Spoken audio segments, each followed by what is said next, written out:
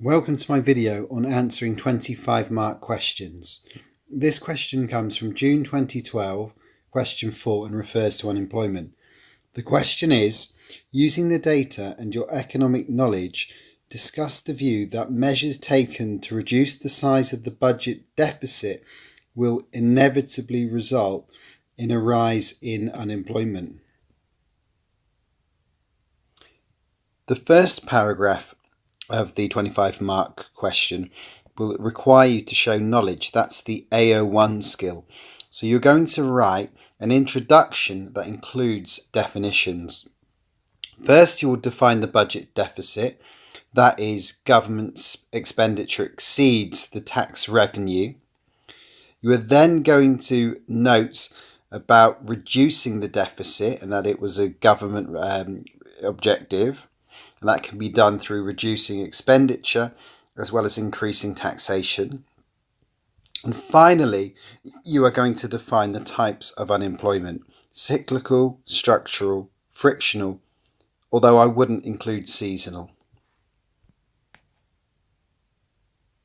The next stage in planning your answer requires you to consider application. That's skill A02. And this can come from your general knowledge of budget deficits as well as your information that you're reading from the extracts. So in terms of general knowledge, you can see that I know the budget deficit in 2018 was around 2%.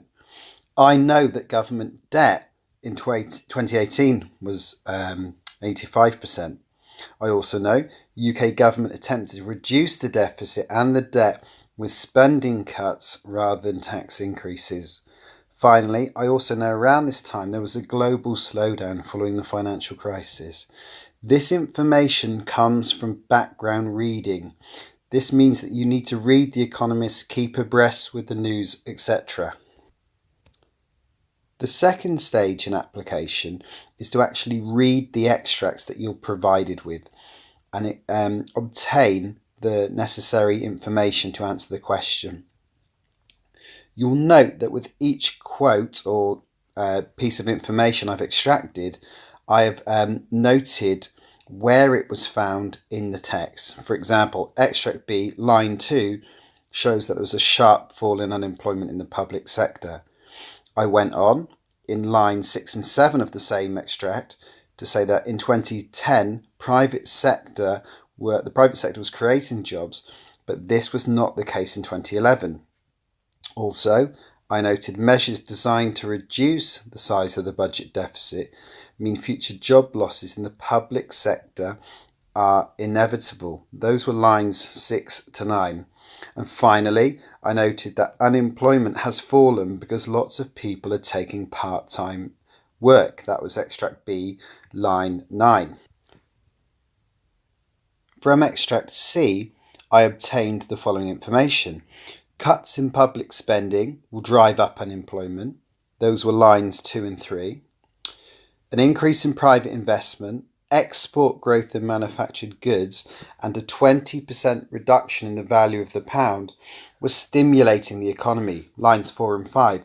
However, the same extract showed that growth in AD will be less than the UK trend growth. That was line 7. I also noted, since 2009, rebalancing of the UK economy from the public sector, with 296,000 new private sector jobs created for the 77,000 jobs lost in the public sector. Now, this is obviously a key bit of information with regards to answering the question. That was lines 11 and 13. Finally, the North East will be particularly hard hit by public sector job losses. Line 14. Finally, private jobs are located in quotation marks, the wrong place. And this means that there's geographical mobility from the northeast to the southeast. All of that was in extract C, para 2. Now that I've extracted the correct information, I need to consider where it's going to be placed in the question. I will refer back to this later on in the video. Now, having considered the knowledge that the question requires, AO1, and what information needs to be applied, I then come to the first argument. That is, I'm directly tackling the question. So, on the one hand, measures to reduce the size of the budget deficit will inevitably result in a rise in unemployment. What I've done at this point is considered what some of my arguments may be. Now, you should be able to identify some of these arguments from your writing. The first one I've put down, a fall in public spending means fewer jobs in the public sector leads to an increase in unemployment. There's a chain of analysis here, but it's not fantastic because there's insufficient links to the chain. In other words, the analysis is not as strong as it could be. I much prefer the second one down. A reduction in public spending means a reduction in public sector jobs. This leads to a rise in unemployment and therefore consumption will fall. A fall in consumption will lead to a fall in aggregate demand and a fall in GDP. And there'll be more unemployment in the private and public sectors, not least because the firms are reducing the number of workers they employ to meet the falling demand. Therefore, there'll be even less consumption. So we're discussing a negative multiplier. Obviously, you can improve this chain. An alternative I've put down is a rise in direct taxation will lead to consumption and investment falling, which leads AD shifting to the left, GDP going down, and unemployment going up. A final option I've put down, a government spending fall along with a taxation increase will lead to a reduction in the budget deficit. So injections to the circular flow will fall while withdrawals from the circular flow increase. This has the impact of shifting AD to the left. The consequence is cyclical unemployment will occur, and then I can discuss a negative multiplier leading to further unemployment. So the red showed analysis because there were clear chains. Now the counter argument, so I'm going to now say, however, measures to reduce the size of the budget may not result in a rise in unemployment. I will be showing not only analysis, because there'll be chains, but evaluation. This is because I've created a two-sided argument. Look carefully at the paragraph. However, measures to reduce the size of the budget may not result in a rise. Whilst the first paragraph was, it will inevitably lead to a rise in unemployment. So here's what I've put down for why there may not be a rise in unemployment.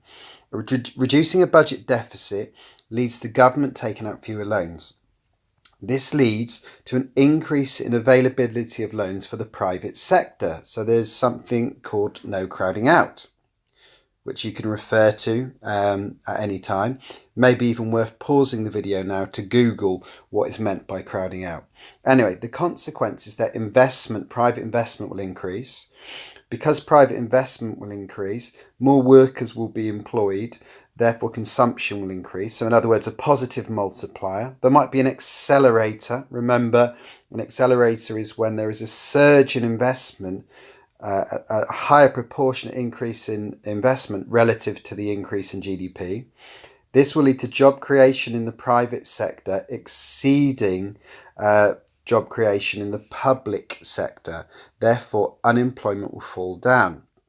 So at that point, you might be thinking, well, I could refer back to the case study there because they were talking about the 77,000 jobs lost in the public sector was more than offset by I think it was around the 300,000 mark increase in jobs in the private sector. So if we go down, another line of argument can be exports increase. This leads to an injection in the circular flow, leads to increase in output, leads to more workers being hired, consumption will increase, there'll be a positive multiplier, GDP will increase, and therefore as short-run AD has increased and GDP has increased, there'll be a reduction in the negative output gap. In other words, unemployment will fall. And finally, you could have even said something along the lines of there'll be economic uncertainty. So firms alter their methods of production, and that might mean they want more flexibility, so they choose to recruit part-time workers. So there might be an increase in part-time workers that leads to a reduction in unemployment. Okay, so returning to our argument that there'll be an inevitable increase in unemployment. Well, with AQA, it's very important that you evaluate when you, whilst you're writing the answer, so not just a final evaluation, but within the main paragraph. So for instance, I've wrote here in the chain, an increase in public spending decrease in public spending leads to a decrease in public sector jobs. Well, I can't really argue with that. That seems pretty logical to me. But the next stage, a decrease in public sector jobs leads to an increase in employment overall. I can query. So I'm going to put a but there. And I'm going to say something along the lines of, but this assumes that the number of private sector jobs remains unchanged. That is, no one loses their job in the private sector. This stage here, unemployment increases and therefore consumption decreases. Well, I think that's a huge assumption. Unemployment increases and consumption decreases. We could say, for instance, that consumers may dip into savings. They may be frictionally unemployed and in between jobs. So I could possibly have a but here. As it goes down, consumption decreases, aggregate demand decreases. Well, I could counter this and say, well, but this assumes that government spending hasn't increased. We all know that if unemployment increases, job seekers' allowance will have to increase. So therefore, this may partially offset the fall in consumption. So the extent to which AD shifts to the left may be limited. So you get the idea. You've got to question each chain of the analysis. Now, I'm not saying that when you write the answer, you're going to have all of these buts and words like although throughout. But within a paragraph or a line of argument, you need at least one. Let's return to the application list. So what I've done, you can see that I've got three colours here. I've got red, green, and purple. Now, I'm not going to read out each of these sections because we've discussed the application before. All I'm going to tell you is that whatever I've circled in red is going to go in the main paragraph that explains how a budget deficit will lead to rising unemployment. So anything in red I will refer to in that section. Now, I might edit that down, but I'm sure as hell going to make sure that I quote what extract the information comes from. So that's anything in red will be going in that paragraph. So you may want to pause the video now to see what I've included. In addition, anything in purple is going to go in the paragraph that talks about a reduction in the budget deficit will not necessarily lead to an increase in unemployment. This is the part where I'm talking that the private sector might offset some of these job losses in the public sector. So you can see there that I've circled those in purple. Yeah, okay. Finally, there's some sections that I think, well, I can't really mention them in the red or purple paragraphs because they don't fit. Because they don't fit, that's almost telling me to include them elsewhere. And the only paragraph we're now missing is the final. When planning your paragraphs, it's useful to note down this acronym PEAST. Each paragraph should make a point, that is, directly tackle the question. So for instance, you might make the point that a reduction in the budget deficit will lead to more unemployment. But you need to talk about the intelligent causes. What is the underlying causes? Well, the government hasn't just decided to reduce the budget deficit by chance. It's because the underlying cause is there's been a financial crisis and it's becoming harder and more expensive for governments to borrow on financial markets. So I would call these intelligent causes. Have you used the extract and the examples? Well, this is essential because it's AO2.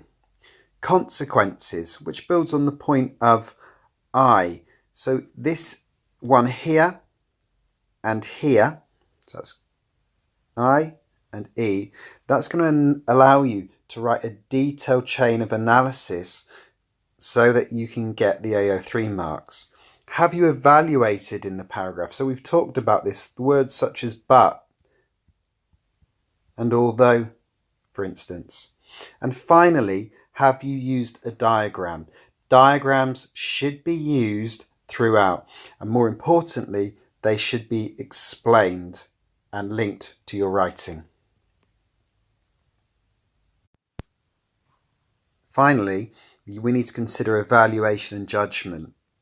A way to help you remember this is a pieced, drunk Welsh lamb quacked. We all know that Welsh lambs bar rather than quack. Anyway, so the D stands for directly tackle the question. So the question that was introduced at the beginning, which was, will a reduction in public sector spending lead to unemployment, that must be directly tackled first in your judgment paragraph.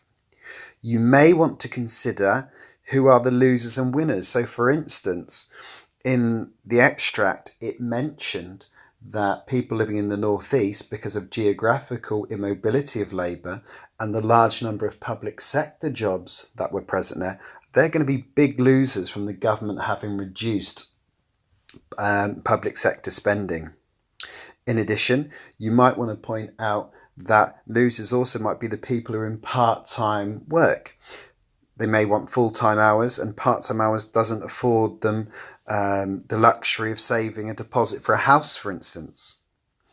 You're also going to question the assumptions and the question itself. Well, the question can be questioned immediately in the sense that there's a sense, the word inevitable means that the person who wrote the question thinks that this is definitely going to happen. So you need to infer and you need to question that wisdom. Well, I would say part of that is that the person who wrote the question hasn't considered the importance of private investment and private consumption in the UK, and that jobs can be created in the private sector if there is sufficiently low interest rates and the government is committed to training and educating young people, for instance. Also, you can question the assumptions. Well, you've done this in the sections 2 and sections 3 where you constructed the argument. This is the buts part.